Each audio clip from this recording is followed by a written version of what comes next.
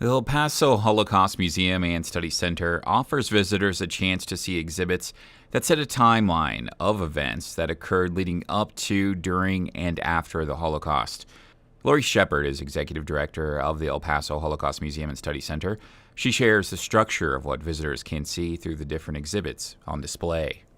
It begins with pre-war and shows what life was like before the Nazis took over, before the war, and then it follows throughout what happened to bring about the Holocaust, the rise of Nazism, propaganda, and obviously on to the final solution. And then one of the best parts of the museum for me is that we end at Liberation and the Survivors Gallery, where we show all of those folks who came here from Europe and made a new life for themselves here in El Paso. The museum's founder, Henry Kellen, immigrated from Poland to El Paso with his wife Julia and his nephew Jerry after World War II. Henry Kellen was born in 1915 in Łódź, Poland. He was eventually interned in the Kowno ghetto with his family.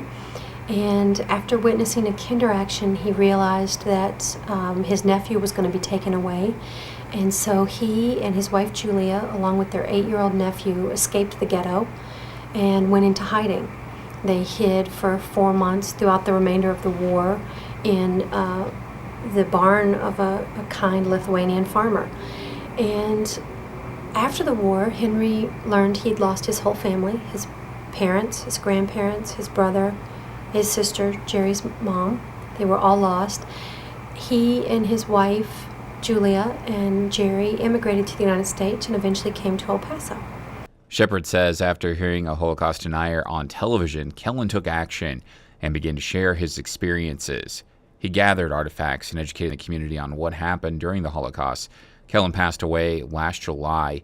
The museum is in its 31st year of educating the public, especially young people, as a way to ensure that the events that took place during that time never happen again. For KRWG, I'm Anthony Moreno.